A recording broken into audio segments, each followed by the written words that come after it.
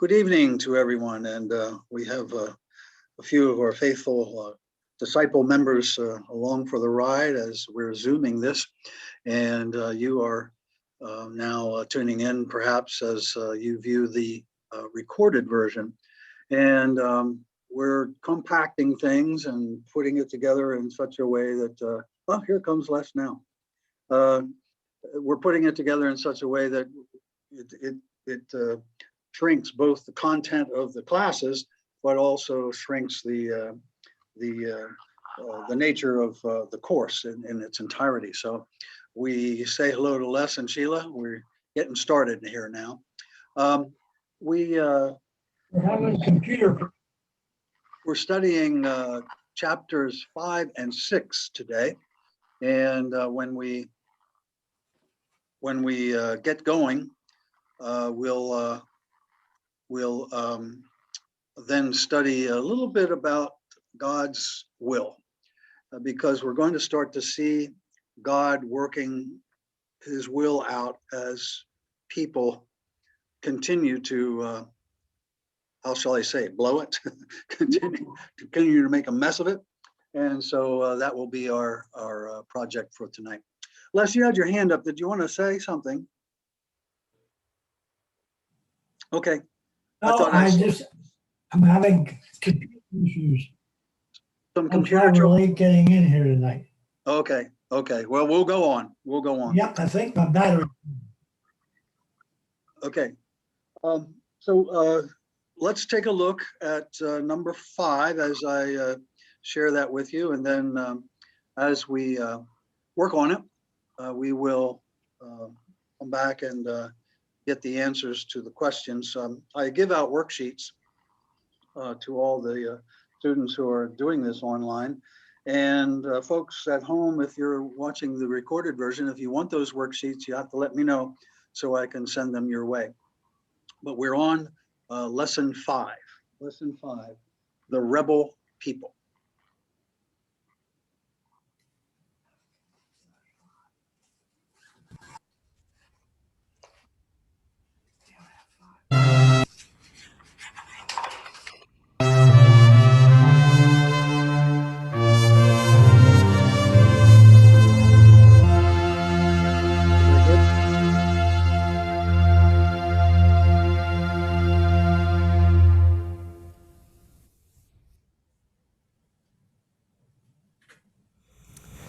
The Exodus was the most significant event in the memory of the Israelites. It was common for the prophets and psalmists to recall this deliverance as they thought about Israel's developing identity. Not only did the Israelites write about it and pass the memory of the event on to their children, but they also marked the occasion with the symbolic liturgical act of Passover. The Passover meal commemorated God's liberation of the Israelites through Moses from the land of Egypt. This yearly ritual continues for Jews today. In many ways, as Tom Dozman will make clear, Passover and the Exodus event began the process of forging a national identity for the people of Israel. The Exodus from Egypt is the central story of salvation in the Bible for both Jews and Christians. The Passover Haggadah is the Jewish celebration of the Exodus. The biblical story of the Exodus attributes the first ritual of the Passover to Moses and the Israelite people during the night of their deliverance from Egypt. This night is special. Its unique character is underscored in the Haggadah service when a child raises the question for those eating the Passover meal: why is this night different from all other nights? The question requires the participants to remember the salvation of God in the Exodus. Through this ritual meal, the Exodus becomes a living force in the ongoing life of Jews, reaffirming in the very act of celebration that the night of Passover is truly different from all other nights. The Synoptic Gospels tell us that Jesus and his disciples celebrated the Passover Haggadah on the night of Jesus' arrest inaugurating the Passion of the Christ, which has now become Holy Week for Christians. One of the disciples would have asked the question, why is this night different from all other nights? And the ritual answer, of course, would have been the recitation of the story of the Exodus as it is preserved in Exodus 1 to 15. The Gospels tell us further that in reciting the Exodus, Jesus actually inserted himself into the story of the Exodus as the Passover lamb, becoming for Christians the Agnus Dei, the Lamb of God that takes away the sin of the world. As a result of Jesus connecting the Exodus story to his own story, Christians, like Jews, view the night of Passover as distinct from all other nights. Exodus 1 to 15 explains why the night of Passover is so special. The book of Exodus is a story about the importance of memory, both for God and for humanity. The story opens with the tragic situation in which all humans lack memory. Exodus chapters 1 and 2 clarify that many, many years have transpired since the events in the book of Genesis, when God directed Joseph to bring his family to Egypt to live in harmony and abundance with Pharaoh and the Egyptians. That whole generation of Israelites and Egyptians has long since died.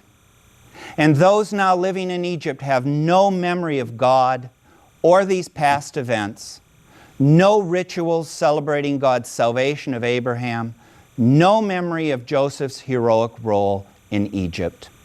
The same is true for Pharaoh and the Egyptians. The author tells us, a new king arose over Egypt who did not know Joseph. And without memory, the new Pharaoh has no way of understanding the Israelite people who live all around him. Thus, in the opening chapters of the book of Exodus, people only live in the present time, a time ruled by fear and mistrust. The new Pharaoh is threatened by the Israelite people and seeks power over them, first by instituting slave labor, and then by killing all the male babies of the Hebrews. The hero Moses is rescued from the death sentence, but he too suffers from lack of memory, with no knowledge of God or God's past acts of salvation to his ancestors, Abraham, Isaac, and Jacob. There is no relief from the cycle of tyranny and violence that has taken over life in Egypt. And even Moses' initial desire to save his kinsmen from oppression by killing an Egyptian is judged by a fellow Hebrew as an act of murder. Pharaoh catches wind of Moses' misguided attempt at rescue, forcing Moses to flee Egypt for the desert. God finally enters the story of the Exodus in chapter 3 by appearing to Moses in the burning bush, located on Horeb, the mountain of God.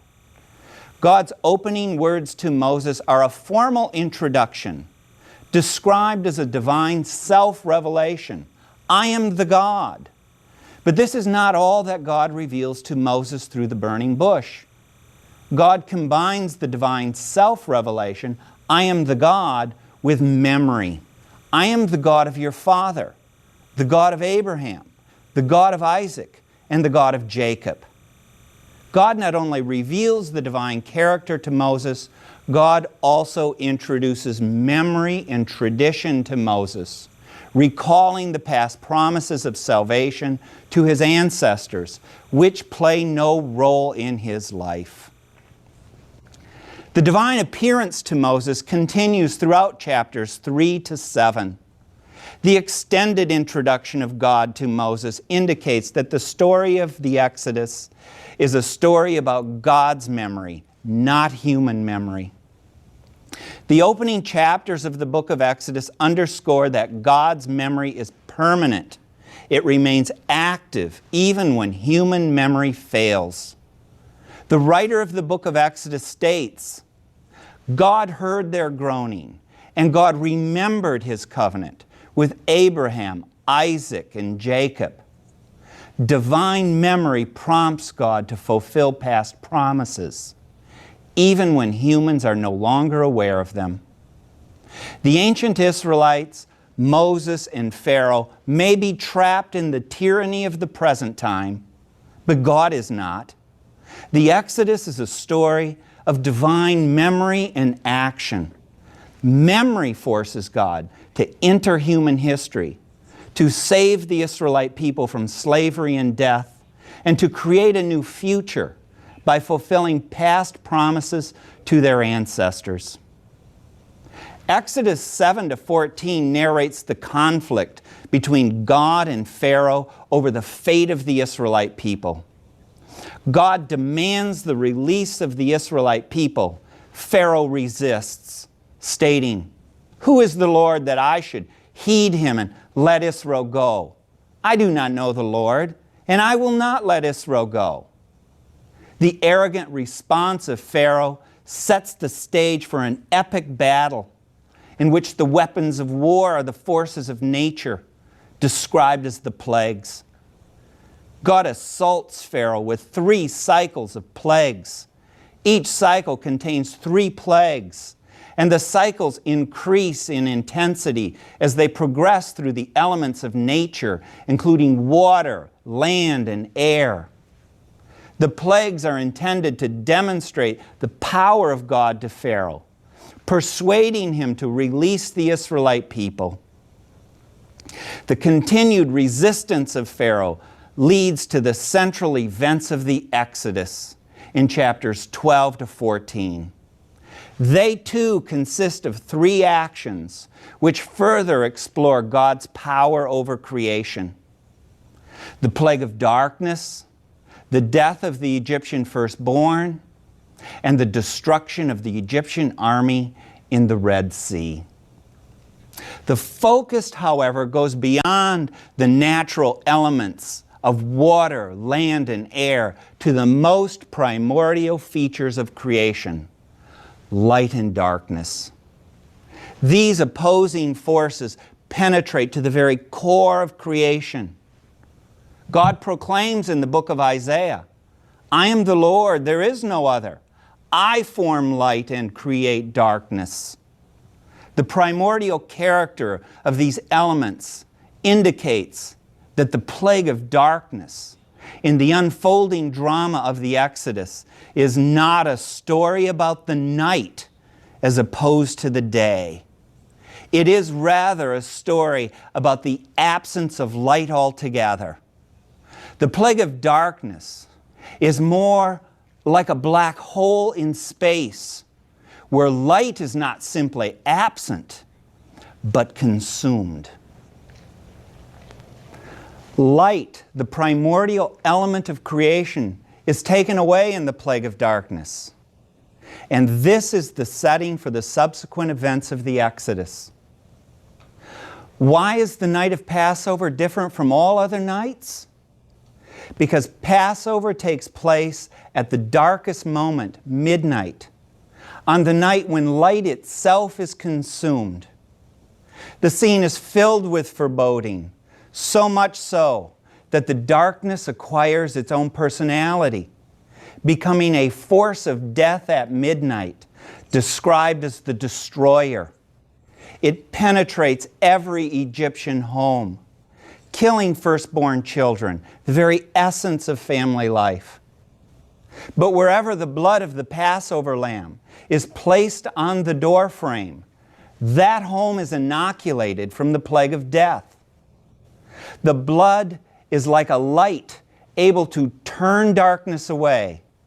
It is as though every home smeared with the blood of the Lamb is lit up, shining like a small star in a black hole, driving away the destroyer.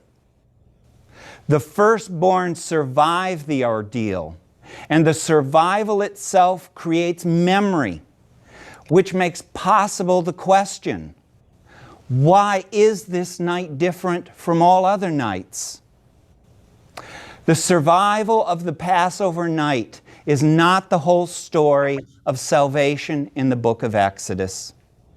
The conflict between God and Pharaoh progresses from the night of Passover to the confrontation at the Red Sea.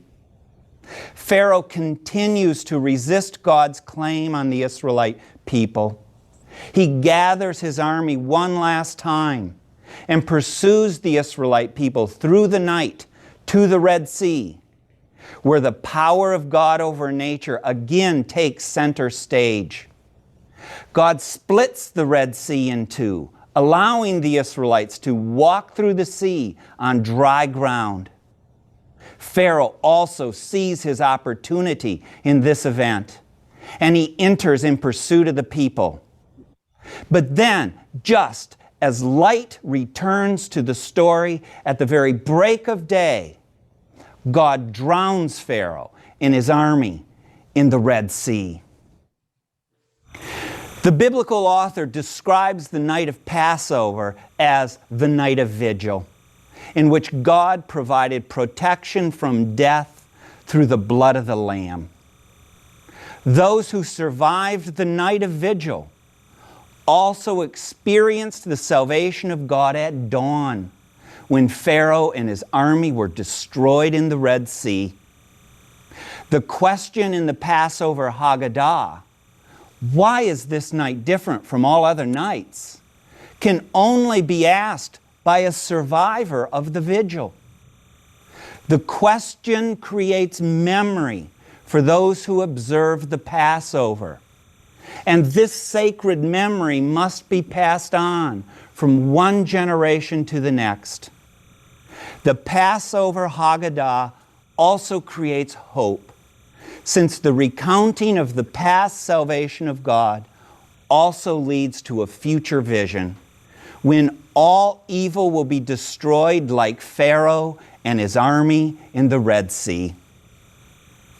Jewish participants in the Passover Haggadah remember the night of Passover, while also looking ahead to the return of Elijah and the New Jerusalem.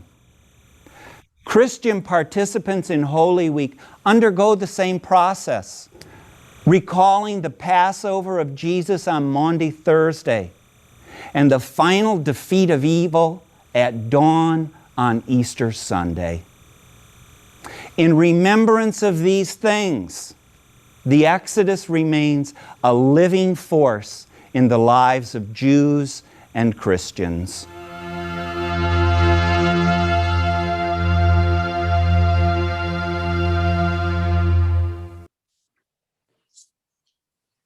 Okay. You got all that, I am quite sure.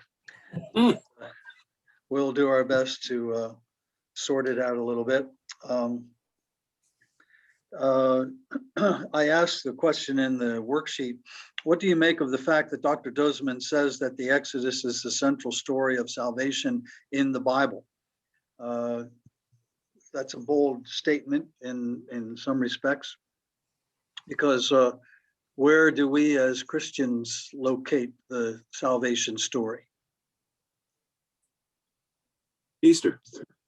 Yeah, Easter, or in the life and ministry and life and death and resurrection of Jesus. So yeah, we locate it in that moment of the death and resurrection of Jesus is where we locate it. But when he says it's the central story of salvation, it is only if at the end he says it's connected to a vision that includes Jesus. It's a foretaste, so to speak, of the person of Jesus. So what is the Haggadah? Prayer book or reading. Prayer book reading, but it's particularly associated with what holiday? Passover. The Seder. Well, the Seder is the meal. Passover. That's right. The Seder meal. Usually the youngest person at the table is assigned the responsibility of asking the crucial question that he really unpacked beautifully, I think, through the rest of the story. And that question is, Why Why is is this it- night different from other nights? you got it. You got it. That's absolutely crucial for us to understand as a beginning place. What does the my back's itchy. What does that question cause in the minds and hearts of those people that are gathered on for that sacred meal, the Seder meal? What does that question elicit? Recitation of the story of Exodus. The recitation of the story. And when you recite a story, you're also remembering. Remember. Now, when Jesus takes on the Passover meal, he changes its meaning with significance, and yet the meaning has similarity in that Jesus says, "Do this in Remembrance of me. Remember.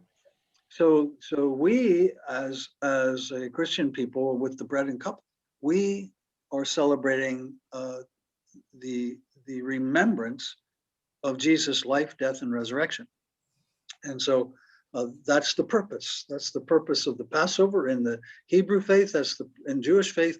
That's the purpose of the new Passover, or the Last Supper, or the Eucharist, or whatever it is you want to call it. It comes by a lot of names, but when that comes our way, we have to listen very carefully to the word of Jesus, where he says, "Do this in remembrance of me." After the bread, after the cup. As often as you eat this bread, you do so in remembrance of me.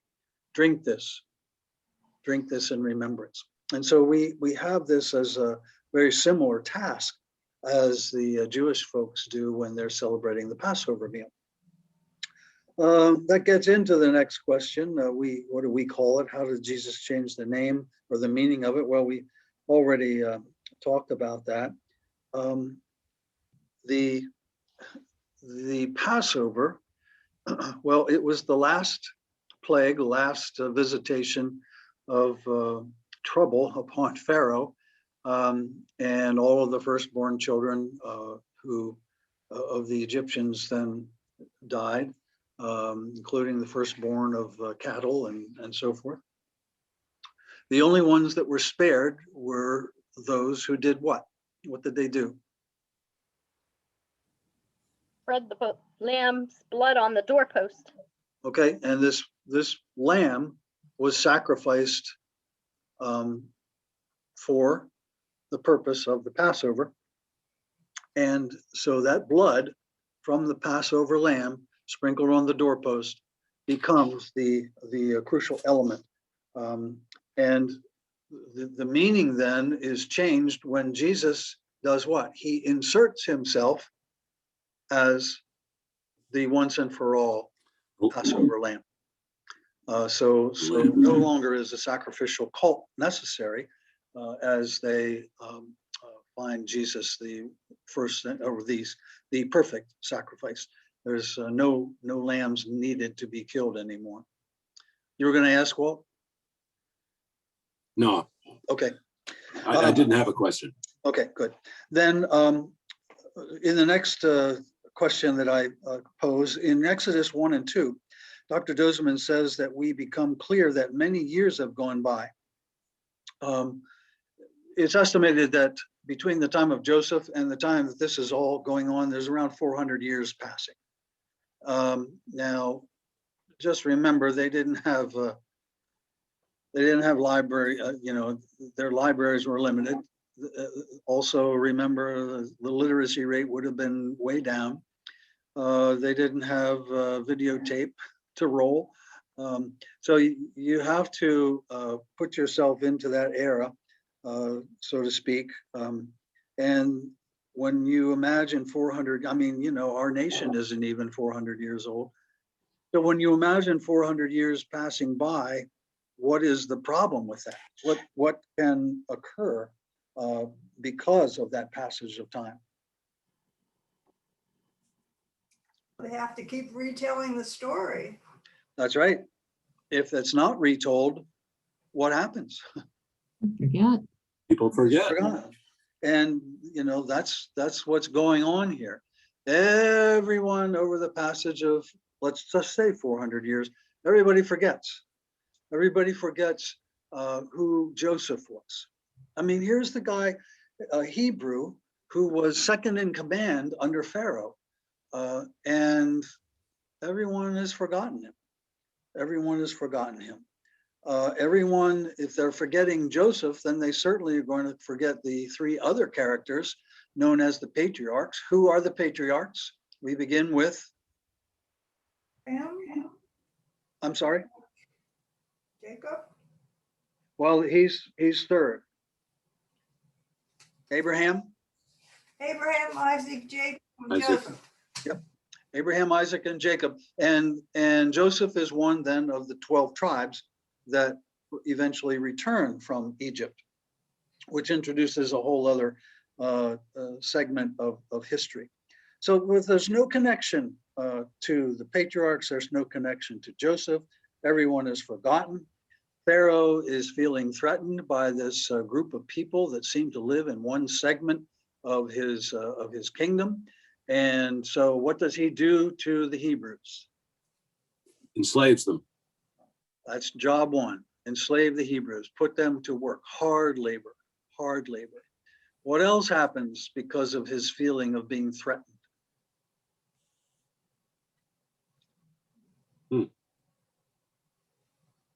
All of the male children, firstborn male children of the Hebrews are killed. That's right. Moses escapes and actually grows up in the Pharaoh's palace of all places. It's kind of like, I was doing a little presentation on John Wesley here not long ago in the history of United Methodism.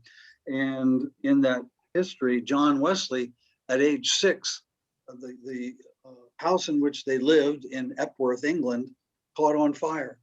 And all of the children of Susanna Wesley escaped except John. And so the townspeople stood on one another's shoulders and plucked him from the second story, and John Wesley was saved. And from that moment on, his mother called him a brand plucked from the burning.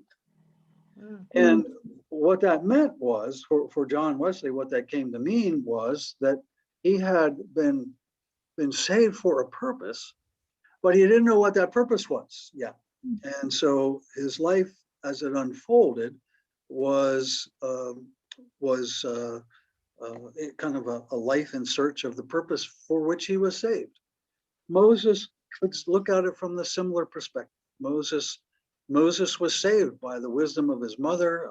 His sisters were shrewd in the way that they handled the Pharaoh's daughter.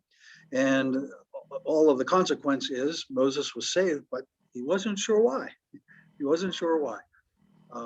Eventually, he murders one of the servants of Pharaoh and escapes well, it's the Negev desert, but I'll give you a map of that momentarily. But so Moses is saved from this murder of the firstborn of the Hebrews, all because Pharaoh felt threatened, and his life then kind of turns into a search for what is it that I've been saved for. Exodus 1 verse 8. The author of the book of Exodus says very clearly, now what? A new king arose over Egypt who did not know Joseph, did not know Joseph. So, over the passage of time, a lot of things get forgotten, including the importance of this particular Hebrew in the whole history and survival of the kingdom of Egypt. In Exodus chapters 3 through 7, what happens? What happens? Starts in chapter 3. I think I'll pull up a map now just to show you where things are happening. Moses got married. Yeah, well, first he ran away because he had killed the servant, and the Pharaoh was kind of after him. And as he ran away, he goes over here in this desert area, but settles down in this section, where, as Sheila says, he got married. Seemed to be living a nice life. He Yeah. wanted to be left alone until chapter 3 tells us what happens to Moses. He meets He got God at the burning bush. And meets up with the burning bush. Wouldn't you like to have that happen? And the burning bush, while it was burning, was not consumed. So all kinds of strange things going on for Moses. And he comes to the base of Mount Horeb, in the area where he and his father-in-law and his wife and all the rest of the family were living. And at the burning bush, Moses receives his orders, and he is to go back into Egypt and set the Hebrew people free. Okay, so we have that section of history going on there where Moses receives his call, and now, as a part of that call, he, along with God, hears the cry of the Hebrews out of their slavery, and then, of course, becomes the agent of the freedom for the Hebrew people from their slavery. Now, what we kind of have to think of this as, Moses, remember, he was saved as as a Hebrew from a young age in the kingdom of the care of Pharaoh's family, his daughters, and so he had a position of favor in all of this. Killing the slave or killing the killing the Egyptian master caused him then to run away, and that's where he receives his call. And his call is to go back into Egypt and set the people free. Now, the reason I rehearsed that one more time is, notice how God in the burning bush causes Moses to remember. He causes Moses to remember. And that remembrance then has to turn into action. Now, remember when Jesus says, "Do this in remembrance of me." We can do a lot of remembering, and it's kind of nice. I enjoy that. I was supposed to have my 50th high school reunion last year. Of course, COVID took it over, so we're making plans. I was vice president of the class, so I was in on some of the plan making and trying to get all that together. It just got lost. But it's been fun reconnecting with some of those. Well, they're all old people now, and but reconnecting with them, because when we reconnect, we're also doing remembering, and some of that remembrance has already turned into action. I'll just say one example is, one of my good friends' mother died over the course of this, and as a consequence of that, everybody kind of surrounded that person in love, and it just recently. And so remembrance, do this in remembrance of me, as Jesus says. Remembrance has to turn into action, And so Moses could have put his shoes back on and left the burning bush and not done a thing. But God's call to him to remember turned Moses into an opponent that Pharaoh had every reason to fear. I'll drop that back off of there. Exodus 7 through 14 speaks of the battle. What happens in the battle? God parts the Red Sea. and Well, closes it. that's the last act. That's the last act of the battle, that's for sure. Right. But in this back and forth between Pharaoh and Moses, we have what first?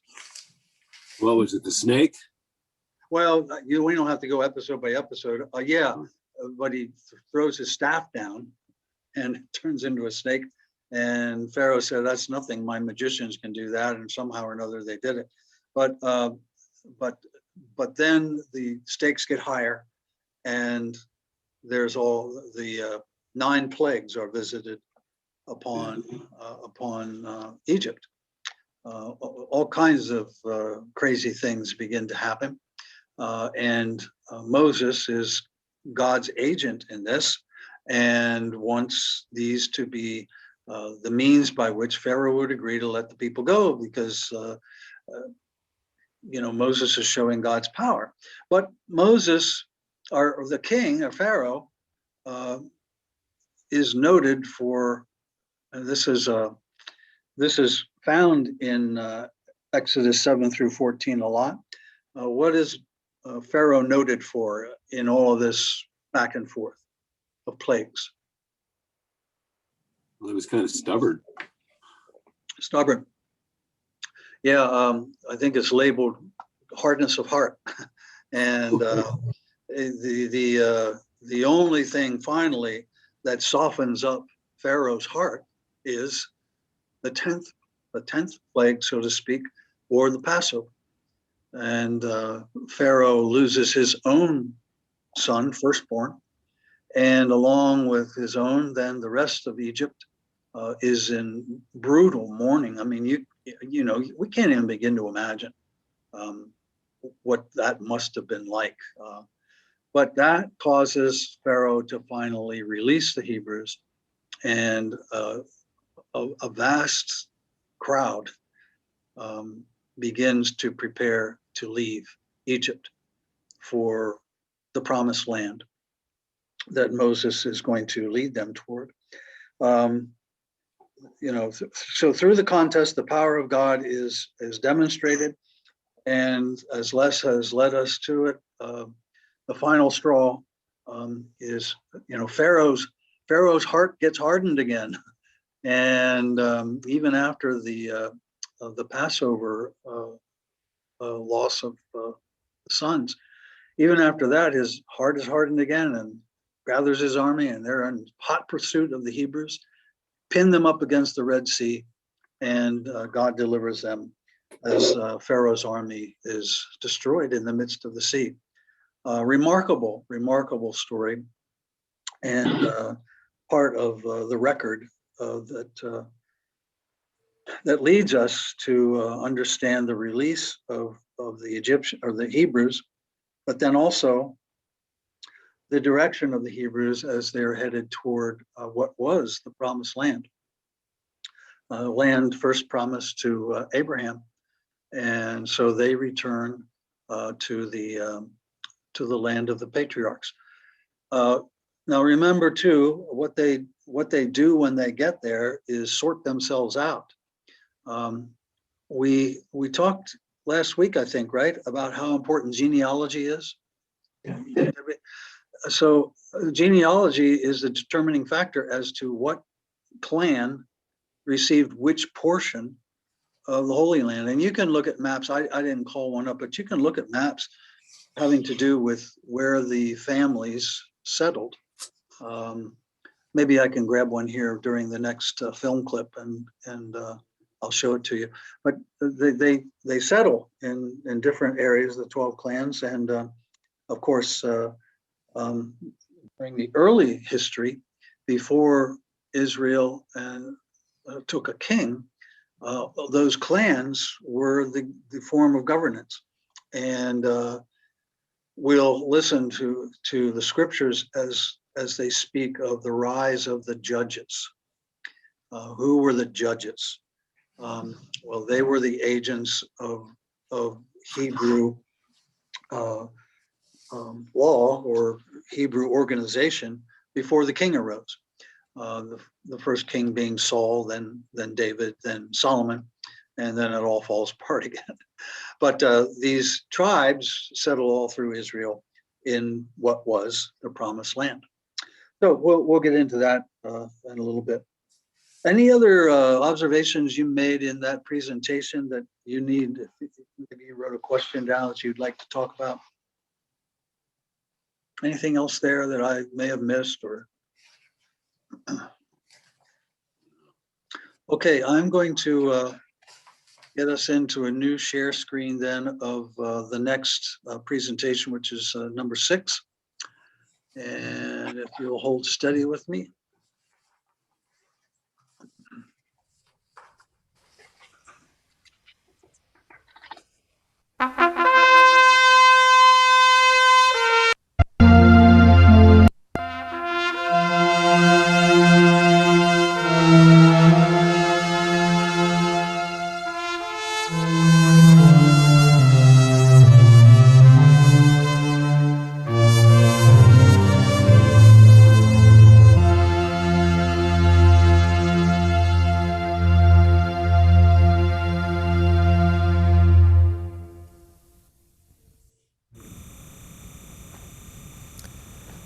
The giving of the Torah, the law, to the people of Israel is central to the identity of the people of God during their transition from life in Egypt to their potential life in Canaan.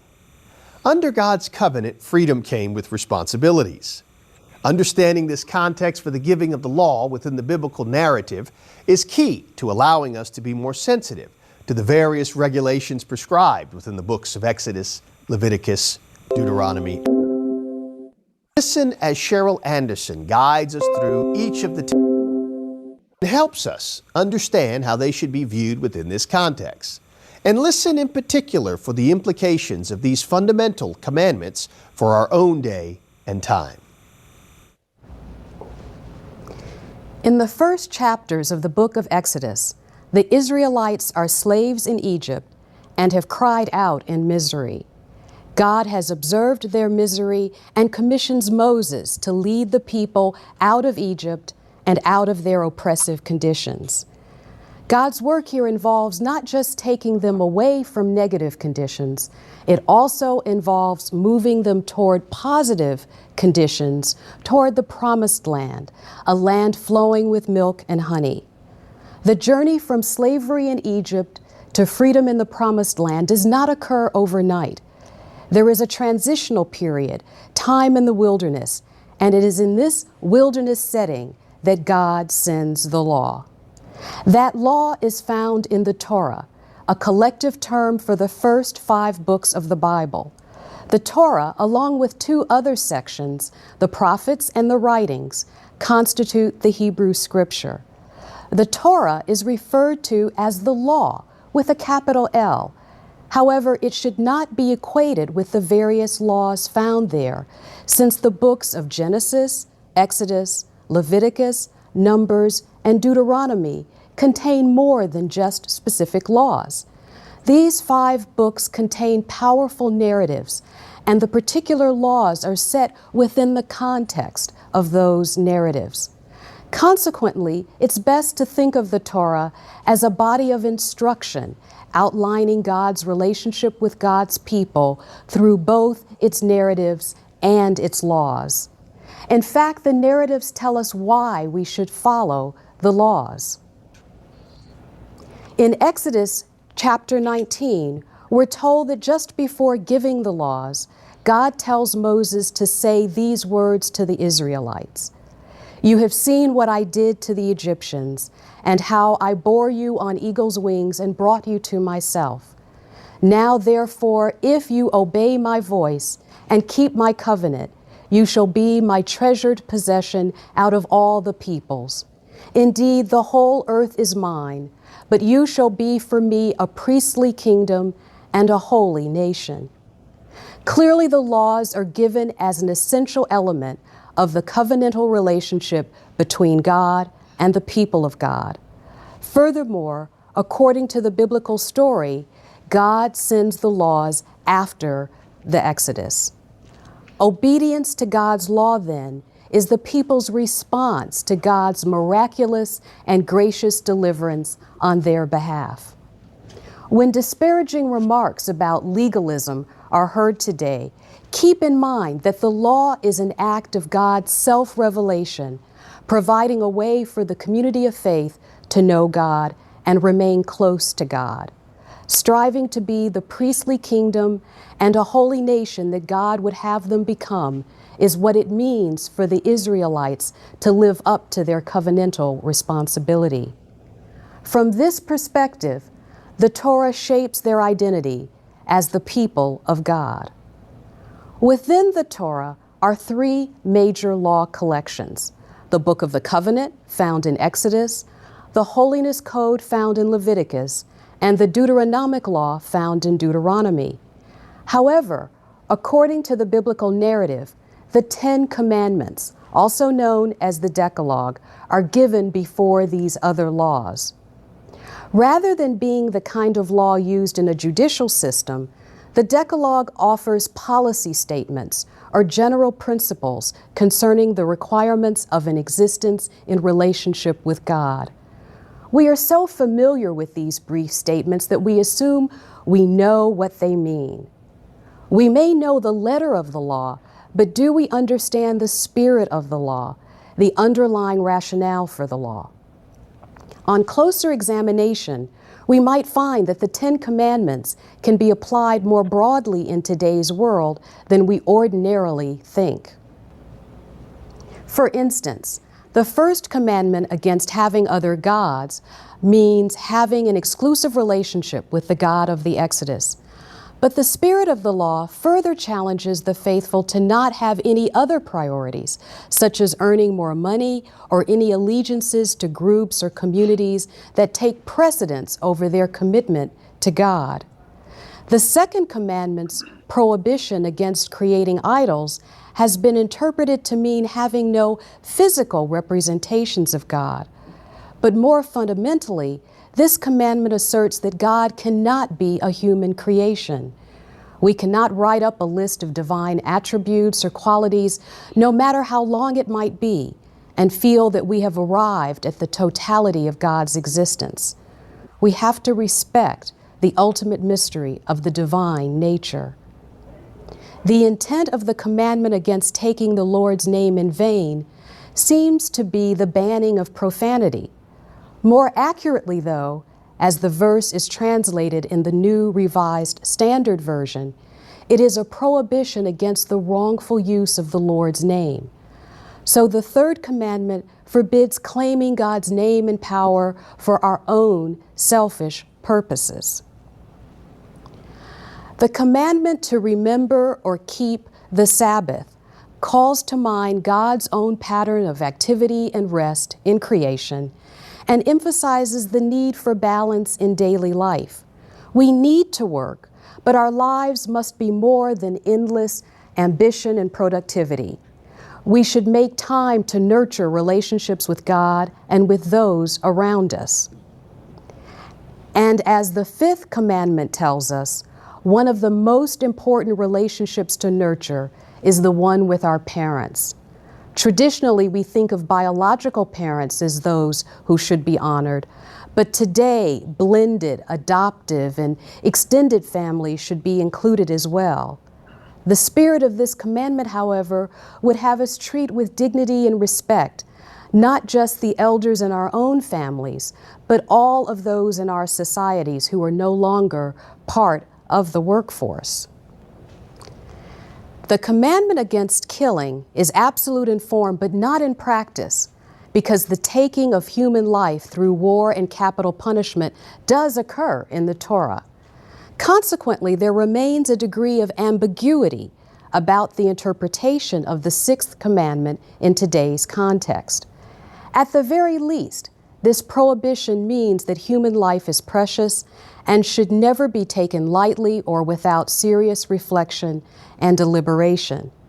Furthermore, this commandment would have us go beyond physical violence and recognize the harm that anger and verbal abuse cause another person, as Jesus does when he refers to this commandment in Matthew chapter 5, verses 21 through 26. From that perspective, upholding the sixth commandment would have us limit attitudes and behaviors that kill the human spirit, even in the absence of any physical harm. In their ancient setting, the laws against adultery applied only to a married woman and not to a married man. In other words, a married man did not commit adultery if he had intercourse with a woman who was single. Adultery occurred only if he had intercourse with a married woman.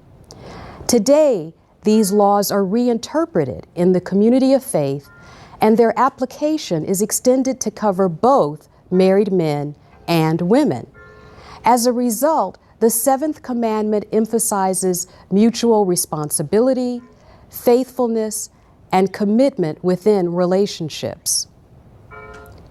The commandment against stealing is usually thought to prohibit the taking of another's property. However, its purview is so broad as to prohibit kidnapping a person too.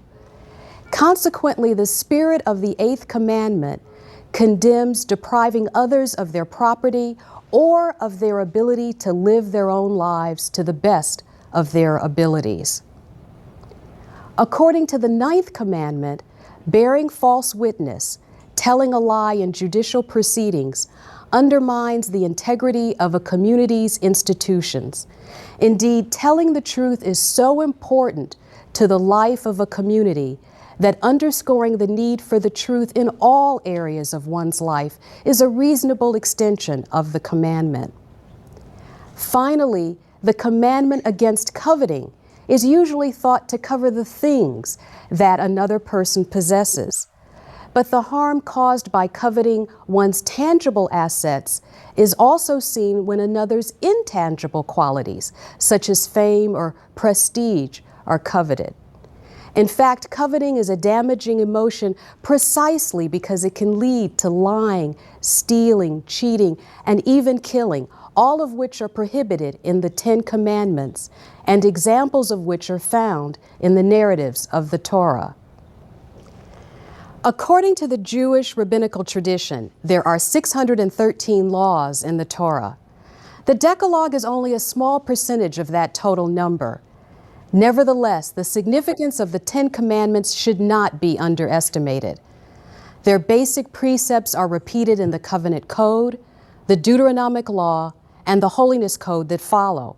In fact, many of the laws found in these subsequent codes can be thought of as the specific regulations that carry out the general principles set forth in the Ten Commandments. Because the Torah contains so many laws, though, we need to consider an important question. How many of these laws apply to us today? For example, we might agree that the laws concerning sexual ethics are still valid, but what about the laws concerning business ethics? Are we as sure about the validity of the Deuteronomic law that prohibits the charging of interest on loans to a member of the community? Similarly, should we observe the law concerning the Jubilee year in Leviticus, when debts are forgiven, debt slaves are set free, and their ancestral lands are returned to them? In today's context, observing the law of the Jubilee might mean that the international debt of developing nations is forgiven, or that family farms lost through foreclosure should be returned. These laws in the Torah were given before the Israelites entered the Promised Land, and that fact is important to remember. Once they had been slaves, now they were free. But with freedom came responsibilities under God's covenant and the requirement to act in certain ways before God and with families and neighbors alike. The very presence of these laws reminds us now that to be a person of faith is not just a matter of what we believe, it is also a matter of how we behave.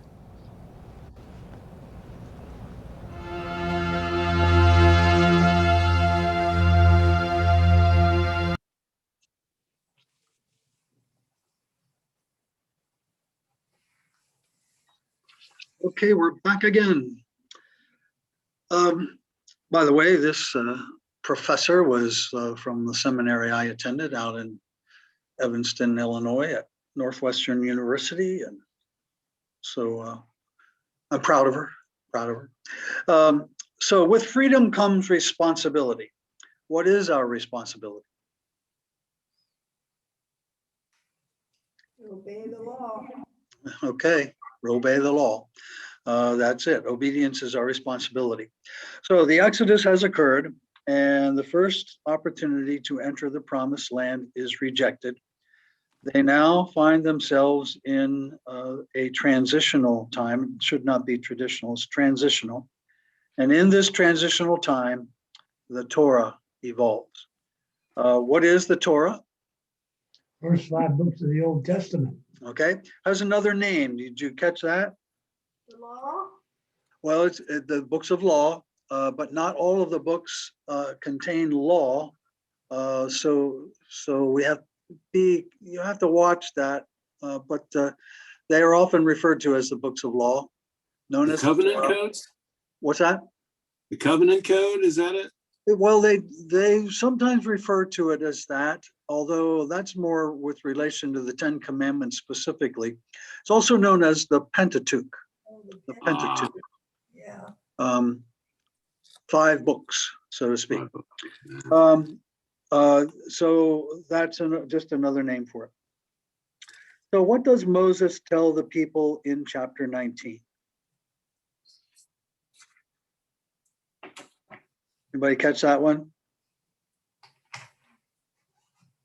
That they will be you'll be God's people. Does that mean he's announcing they're his chosen people? Okay, yes. However, as his chosen people, they are to obey his voice and keep his covenant. And so we find that emerging here as part of the well, it's really an introduction to the receiving of the 10 Commandments. As it happens in 19, the commandments come in chapter 20. When we hear the word legalism, what do we usually imagine? Excessive adherence to tiny little aspects of the law. Yeah. And when we get to the New Testament, who are the legalists? The Pharisees. Yes, you aren't right. You got it. That's, the Pharisees become known as the beyond legalists. They're so narrow-minded. They're busy picking at nits, and they are the ones who as Walt described, they're it. And so we have to watch out for those as they begin to appear. How does Dr. Anderson describe the law in response to legalism?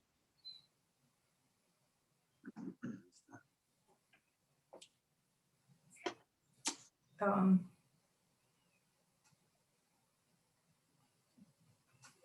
think he said something about adhering to the laws excessively.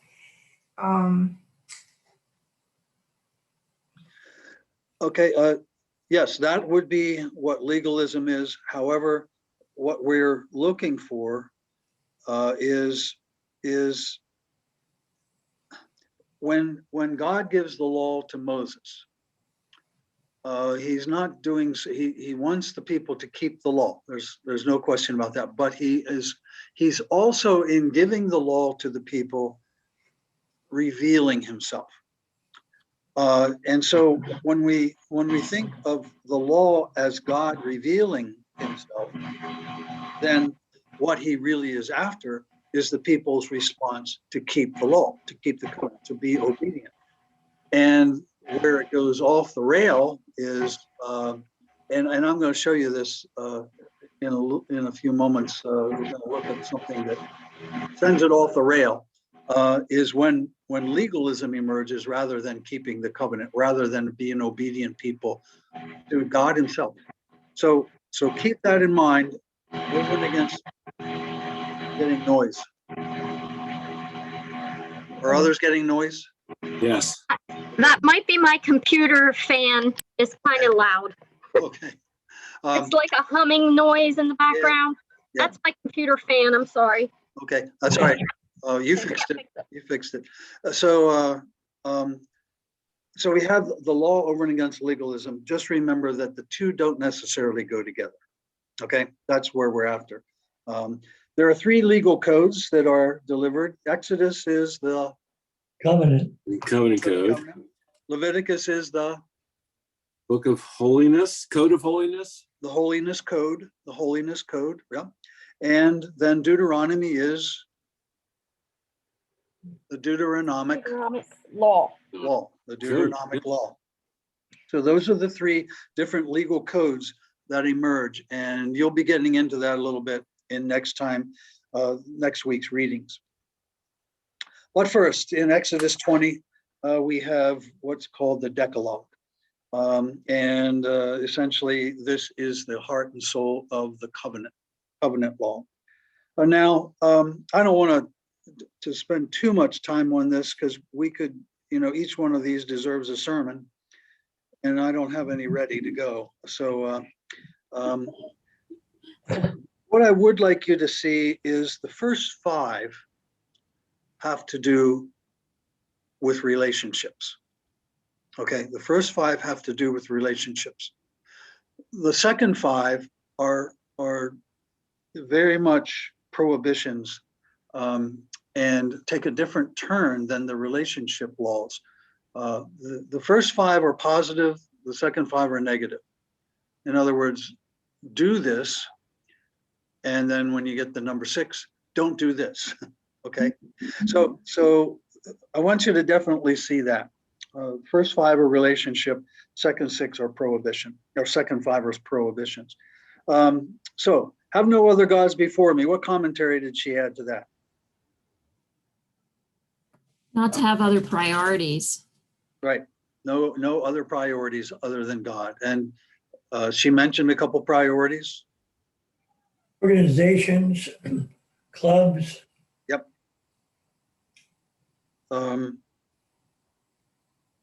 Money. All of those start to take God's place. Okay, and the second one is have no idols or graven images. What did she say about that? Said God wasn't a human creation and that you couldn't make a list of characteristics and then say you attained them. Right. Exactly. Good. We can't make a physical representation that is God because we can't even touch the hem of his garment. And so we have to be careful with that. But do not take the name of the Lord, or do not take the name of the Lord in vain. We think of that as profanity, but she added a thought to that. Yeah, she said no wrongful use, not just profanity, but using the wrongful use of God's name. Yeah. Boy, I don't know. We saw all the senators raise their hands on what day was it? Whatever day it was. We were all trying to forget it. And so help me God. Who knows? Who knows whether that was right or wrong use of all of that. But I think that starts to push at it. That we think of it as a way in which we benefit ourselves. Remember the Sabbath. Yeah. What commentary did she add? Balance in daily life. Man, do we ever need that? Finding balance in our daily lives is a way, and the balance that we're after is rest versus work. Rest versus work. Make sure that you have that balanced out. Honor father and mother. I think she mentioned that it really should apply to extended families too. Mm-hmm. And our elders in society. Other people in society, not just our own. That all people, just not fathers and mothers, deserve respect, Yeah. honor, a sense of dignity. Then we get into the do nots, do not kill. She said there's some ambiguity in that. Why is there ambiguity? Because we go to war and kill Yeah. people. Yeah. Or criminal justice. Yeah. Mm-hmm. I did like how she brought out the injuring of the human spirit with Good. that, but I Right. did not catch her reference in Matthew. It's in the Beatitudes. It's where Jesus takes the formula and he says, "You have heard it said, you shall not kill. But I say unto you, anyone who looks at his brother or sister with anger and abuses, that's adding it. But her words were adds abuse to that. You've already killed them in a manner of speaking." Okay. You'll have to look that up in the Sermon on the Mount, which I've been preaching on here just lately. Right. And, but it's a series of I think it's 7 of them where Jesus says, "You have heard it said, but I say unto you." Actually, it's Matthew 5, 21 through 26, I think. In that vicinity, Matthew 5, 21 through 26. Okay. You shall not commit adultery. Oh, how times have changed. Yeah. Used to be that only applied to. She said that only applied to married women. Yeah. Because men were taking as many wives as they wanted, it's a polygamous society. But in our day, it applies to both sides, both male and female. Stealing.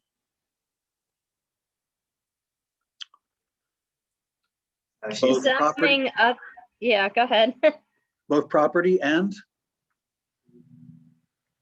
Preventing people from living lives to the fullest. okay. Yeah, you can steal property and people, but the comment you made, Laura, is so interesting in that how does one prevent someone from living life to the fullest? Damaging their reputation. Excellent. Bullying. However that all unpacks, you're on it. Okay, so keep that in mind, that there are a lot of ways to steal a person's value in themselves. We can actually steal their lives. Bearing false witness. Let's make that one easy. That's Just being truthful in all aspects of life. boy, do we ever need that now. We need truth. And then lastly, coveting. This is, again, I don't want to spend a lot of time. We could spend a lot of time here, but coveting causes all kinds of things to happen. And it can be things that are tangible. For instance, don't you like the lamp that's behind me here? Two lamps. Don't you covet those lamps? Well, don't. Yeah. So we can covet things. Like I'm looking at the piece of art there, and Walt took me on a trip to Switzerland with the Matterhorn behind him there. So we covet things, but we can covet the intangibles too. And of course, when coveting happens, all kinds of behavior can unfold. So in the entire Torah, now this is doing the whole 5, the Pentateuch. In the entire Torah, she says how many laws? 613. Yeah. And what I think begins to happen, well, there's a couple things that begins to happen. First of all, these 613 are developed to help you keep the 10. Mm-hmm. That's one thing. But the other thing is we have to remember, as she pointed out, what what was going on in the lives of the people. Now, you're going to run into a law like if, and this is one of the 613, if your ox gores another man's ox, then you should do this. Or if something happens whereby you are responsible for the death of a servant of another. So all of this begins to unpack in greater detail, which then leads to what Walt was pushing us toward, legalism. Leads to legalism. It leads to the Pharisees needing to keep every one of those 613 laws without blemish or spot. And Paul says what? You can't do it. He says, I was a great Pharisee and I couldn't do it. I couldn't do it. And so imagine what the life of a Pharisee was like as these laws are unfolded. For instance, I'm going to show you now 2 films. They're very short, 5 minutes less. 2 films. One of them has to do with, they're both called eruvs. Now, when you're going to keep the Sabbath, some very specific laws grew up around the Sabbath. You weren't even allowed to carry things. You weren't allowed to carry your child. In current days, you weren't allowed to push them in a stroller. Why? That was called work. You weren't allowed to cook. So what I want to show you, first of all, is the eruv having to do with cooking. All right, so tolerate this. If nothing else, tolerate it and have a little fun with it. Let's see here.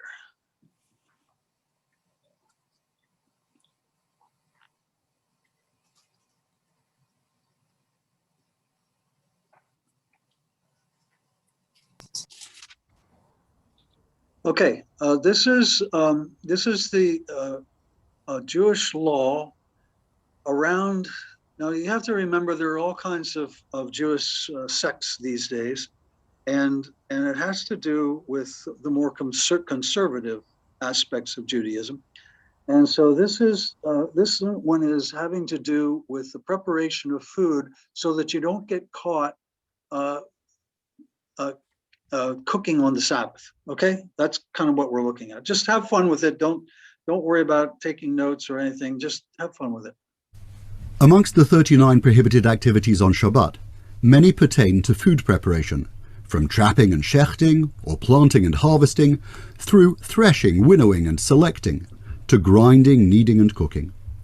Essentially, foods must be prepared and cooked before Shabbat. Within certain parameters, food may be reheated. Under a principle known as melechet ochel nefesh, some preparation of foods on Yom Tov for that day of Yom Tov is allowed, most notably the ability to transfer flame and to cook. Yom Tov cooking and candle lighting may only be done from an existing flame. Nonetheless, one may not prepare from one day of Yom Tov to the next. So, one can cook on Thursday for Thursday and Friday for Friday. But what about preparing for Shabbat?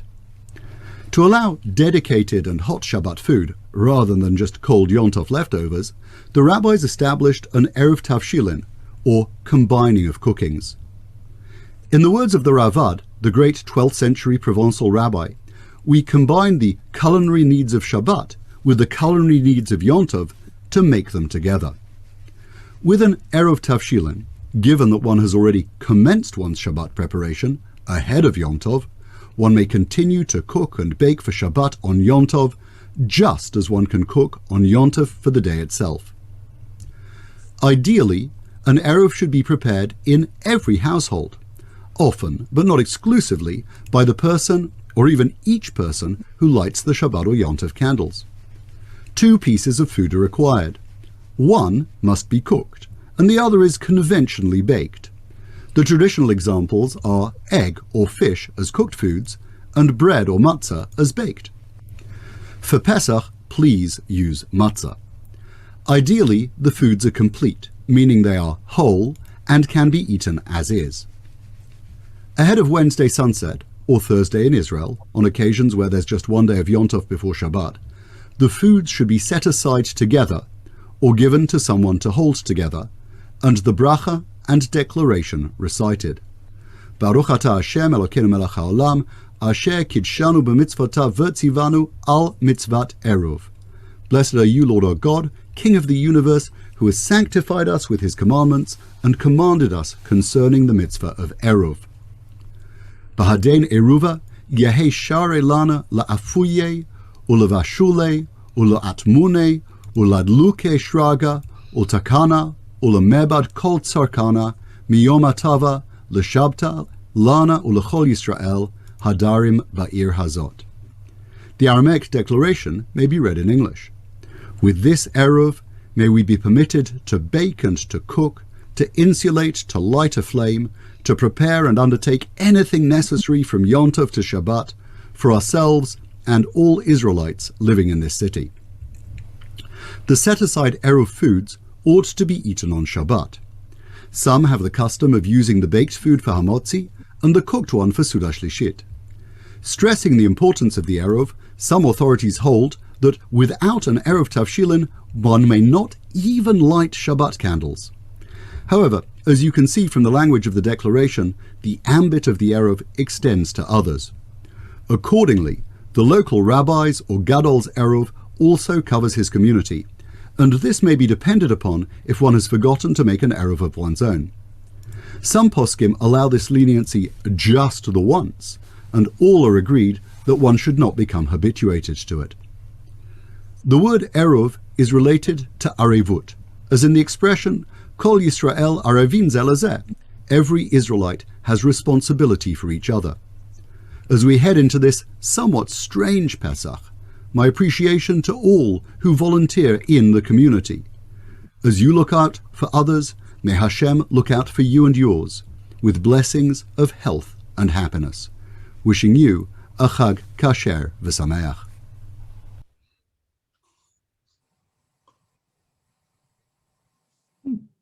Okay. Oh, hang on here, man. I gotta. Whoa.